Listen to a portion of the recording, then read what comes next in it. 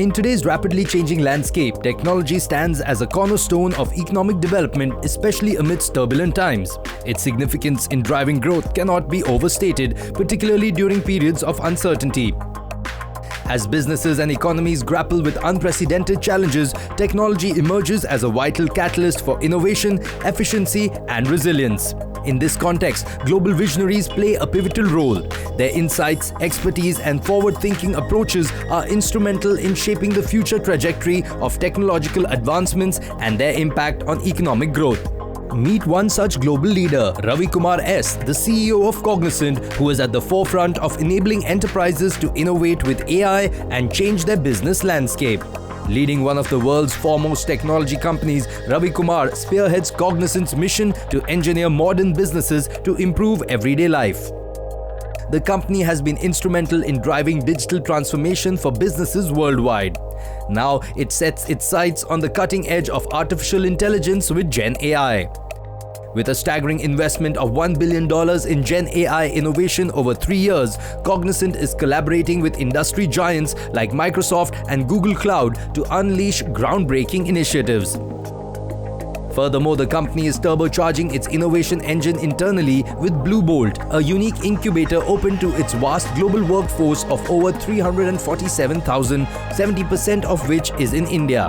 Through Bluebolt, individuals from all roles and titles can contribute their best Gen AI ideas for implementation, reaffirming Cognizant's commitment to pushing the boundaries of innovation and shaping the future of technology. With a closer focus on this aspect and to shed further light on the subject, Ravi Kumar addressed the 8th edition of the Times Group Ep.9 Global Business Summit. The conference, hosted by the Times Group, one of Asia's largest media houses, has consistently stood out as the foremost gathering for high-level discussions and exchanges on business and the economy in our region since its inception.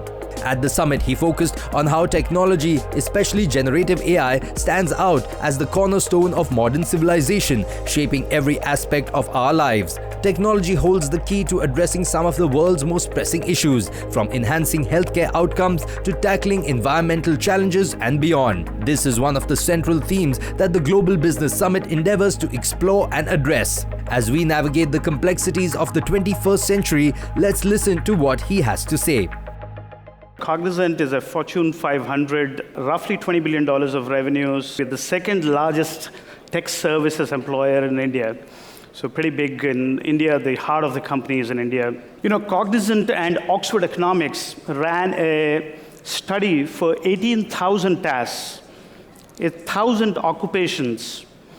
And what we really did in that process is to understand every job and every occupation and what the tasks in that occupation have an exposure to AI. Based on the importance of the task, we created a weighted average.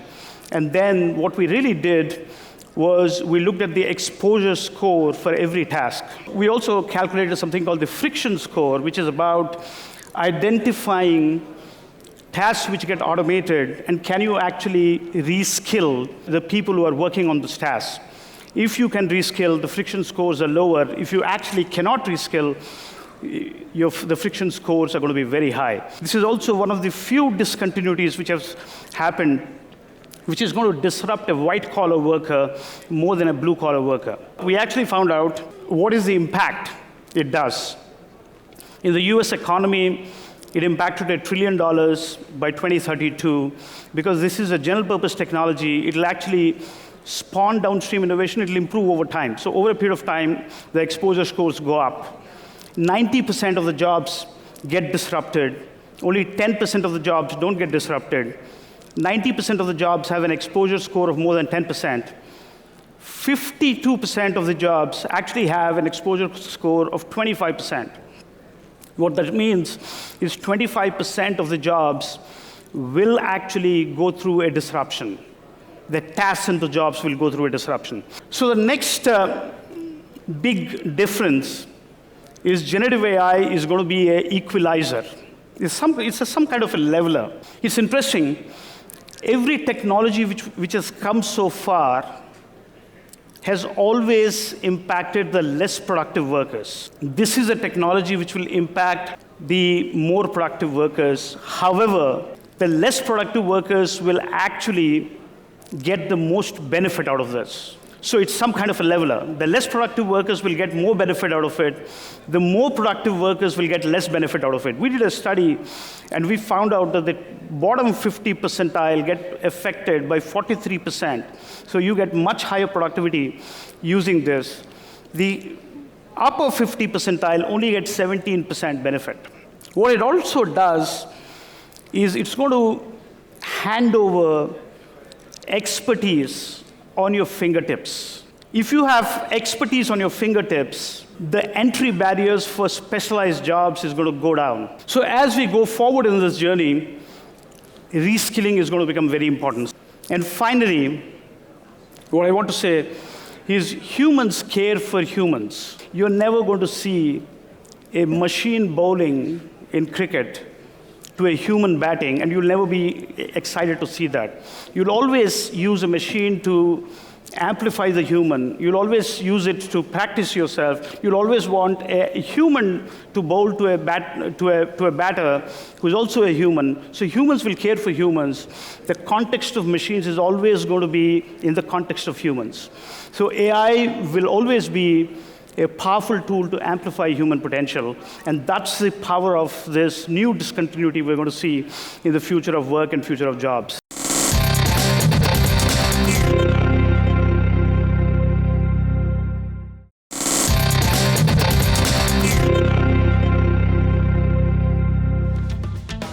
Welcome back. Generative AI stands as a revolutionary technology poised to reshape the landscape of industries and societies in the 21st century. Its significance lies in its capacity to empower businesses and individuals alike, driving innovation, efficiency, and progress. At its core, generative AI leverages machine learning algorithms to generate new content, ideas, and solutions autonomously, transcending traditional limitations and fueling unprecedented levels of creativity and productivity. From designing cutting-edge products and services to optimizing complex processes and systems, generative AI holds the potential to unlock new frontiers of possibility, driving positive change and bettering mankind's collective future. As businesses and societies navigate the complexities of the modern world, harnessing the power of generative AI emerges as a strategic imperative, offering transformative opportunities for growth, sustainability, and progress. Let's delve deeper into this technological innovation with insights from a leader who is leading this change. We're here at the Global Business Summit 2024, and I'm in conversation with Ravi Kumar S., Chief Executive Officer of Cognizant. So thank you so much for taking the time to speak with us. Thank you, Pooja. Thank you for the opportunity to talk to you. Absolutely. And so let's jump right in. When it Sure. comes to generative artificial intelligence, how do you essentially anticipate how it's transforming business and industry as we know it? Absolutely, Pooja. So, generative AI has been talked for the last 1 year or so. And we actually spoke about AI before that for many, many years. The difference on generative AI is generative AI, in some ways, is very different to the technology discontinuities which happened in the past. Most of them were powered in a way that humans wanted to understand computers. Right. This is the first time computers would understand humans. It's a great way to put it. And the interface is natural language. And because it is natural language, this is a technology which will be very humanized. It will be shifting the agency to the end user. Technology was a privileged tool with people who had the skills and the knowledge in the past. Right. And that kind of did not make it very inclusive because it created disparity, it created a divide. Sure. And I would say we have this unique opportunity as humankind to take this new discontinuity of generative AI and bridge that divide, the digital divide. That's because it's going to be at the hands of the end user. Right. Just imagine this technology, which is, while it is spawning across the world, it can actually be built in one part of the world, and it can actually be used in rural India. Of course. It could be built in the Silicon Valley, but it can diffuse so efficiently to potentially a farmer in rural India. And unlike the mobile revolution, where India benefited significantly, there was information on the fingertips with that farmer. I mean, those farmers used smartphones as well.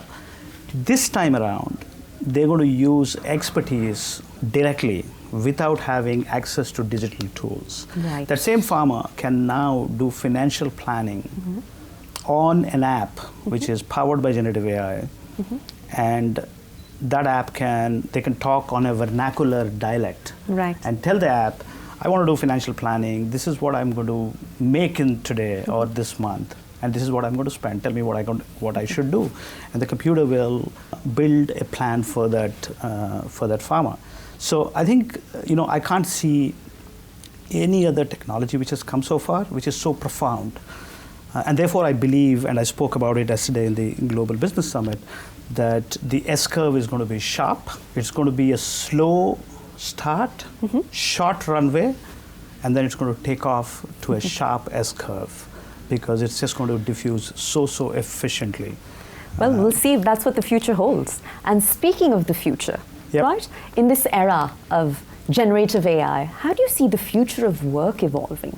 Yeah, the way I see it is work or any occupation is always made of tasks. Right. At Cognizant, what we did was we partnered with Oxford Economics, and we evaluated 1,000 occupations and 18,000 tasks. Each one of us in our jobs, including yours, have tasks, and some tasks are major, some tasks are minor. So what we did was we kind of broke it into tasks, we made an analysis, and then we created exposure scores. And we also did weighted averages, because some tasks are important and some tasks are minor. Some are menial, some are strategic. Yeah, and we actually created exposure scores. And those exposure scores give you an opportunity to see what changes in your job. And because generative AI is a general purpose technology, and like general purpose technologies of the past, they improve over time. What does this technology do to your job, to your tasks, over the next 10 years? Sure. And what do humans do once these tasks are automated? And I've read about a theory called the Turing theory, which is built by a scientist like Alan Turing, who wrote about this theory about how machines should be powerful to replace humans. And I think it was a trap, because these technologies are not built to replace human effort. Right. These technologies are built to amplify human potential, to enhance human potential, which means in those list of tasks, you identify tasks where you will partner with machines and hand over to machines those tasks, so that you could do more purposeful you could do more purposeful jobs. Sure. And then you create this efficient division of labor between machines and humans, so that you could amplify human potential. Over the last 50 years, since the Industrial Revolution, humans were involved in solving problems. And that's what the Industrial Revolution did. It kind of evolved jobs to solve problems. Right. So going back to your question, solving problems will be an endeavor now where you partner with machines to solve. The new human endeavor will be finding purposeful problems. And finding purposeful problems will mean humans will have a very different cognitive diversity. Sure. So I'm very, very excited. If we can pivot this in the right direction, we will build a more inclusive, prosperous society, and it will also bridge the divide which is created. Remember, this is a technology which will help the less productive more than the more productive. Well, Ravi, I think you've beautifully summed up all the reasons for optimism when it comes to generative AI. But let's talk about some of the leading concerns. Yep. So as businesses begin to roll out generative AI solutions at breakneck pace, to what extent do they need to be concerned about, say, ethics, data privacy, or the authenticity and reliability of the output being generated? I think you hit all the right points. If we don't address those aspects, if we don't debate enough, if we don't build guardrails, I think this technology can go rogue. Right. So what are the challenges which we have to deal so that we pivot this in a direction that it amplifies human potential? We don't fall into that Turing trap I spoke about. First and foremost, reskilling is very, very important so that you get people to be socially mobile using this technology so that they create upward social mobility. I mean, remember the Great Resignation era where, just in the United States, 4 million people left jobs every month, which is 1/3 of the US workforce. Why did they leave? Equally, there were jobs available on the other side because they didn't see upward mobility in jobs. Access to education, access to good paying jobs, access to skills was a problem. We can actually avoid that problem by creating more inclusive reskilling needs so that humans can skill to the mobile upward jobs. Sure. That's one. Second, remember these are the output coming out of generative AI is not actually, it's sometimes a black box. So you have to incorporate explainability and traceability so that these programs, the output of generative AI is rational. I mean, if I ask you something and you give me an answer and I want to be convinced about your answer, you will give me a rationale of why you said what you said. I'm not going to go into your brain to understand what the logic is. Right. In the case of generative AI, we need to create that explainability. I mean, it's going to throw output. Remember, we've not written a code inside. It has a neural network, like our brain, and it is building output which may not have existed before. And that's why creative jobs and knowledge worker jobs are more a threat than the blue-collar jobs. Makes sense. So creating that accuracy, creating that explainability, I think is going to be very, very important for us to build trust on the algorithms. And when you build trust on the algorithms, then you start to work alongside humans and share the work and the jobs we have. So that's very important. Sure. Humans have a tendency to be biased. And therefore, when we write algorithms, that bias kind of feeds into those algorithms. Perfectly. However, in generative AI, that bias is not going to be there because humans are not writing their algorithm. Neural network is building a rationale on which it's actually building output, which means you need to start to think about the responsibility of AI so that it doesn't have intrinsic bias because it's also learned by data which you're feeding. Right. Though the data is not labeled, it is unlabeled data, but it potentially can have unwanted bias. So you have to take that out to create trust. It can throw accuracy to a level where the output is not acceptable. That means you need to have safety attached to it. So essentially the three things which we all have to pivot on: trust, safety, and equity to make a responsible AI. And if we can do that well, I think we can partner with machines in the human endeavor and build and build socially mobile jobs and create prosperity in an equitable way. All right. Well, Ravi, you've touched on generative AI vis-a-vis accuracy. Let's talk generative AI vis-a-vis creativity. Yep. All right. Content creators the world over are terribly excited, given that they anticipate a new wave of creativity will result because of generative AI. What are some of the impacts that you anticipate this may have on society in terms of our capacity to even be creative in the first place? I mean, it's going to be amazing. Look at what it can do. It can shrink scientific progress cycles. I mean, we are just talking about computers knowing natural language, which we speak. Yes. As this advances, generative AI-based models will like to learn biological sciences, chemistry. Right. And if it does so, you can shrink the cycles to such a short pace that you could create a lot more scientific progress as you go forward.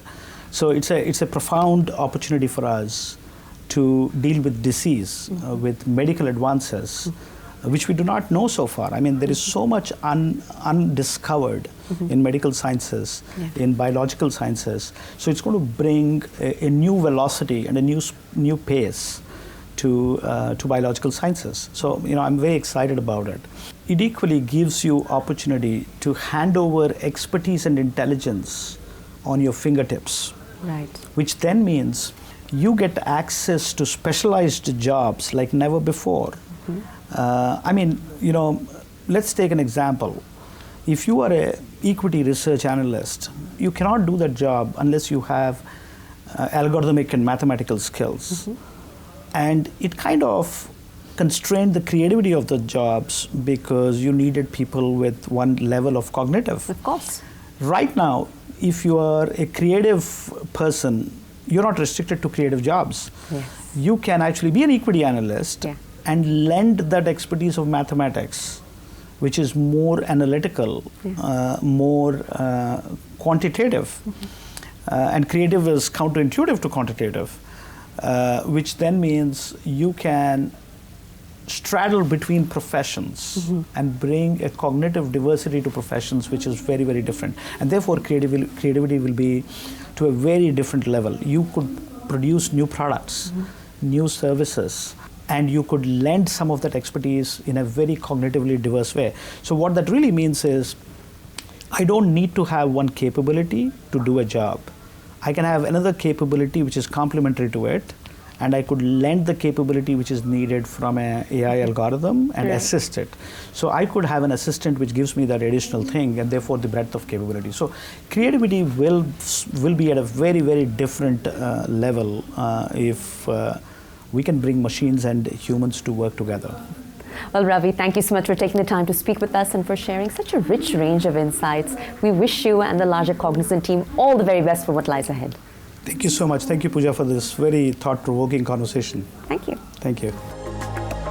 In today's rapidly evolving world, leveraging technology is not just an option, but a necessity for economic development and societal progress. As we've seen from Ravi Kumar's insights at the Global Business Summit, embracing technological innovation is key to driving growth, fostering innovation, and addressing pressing global challenges.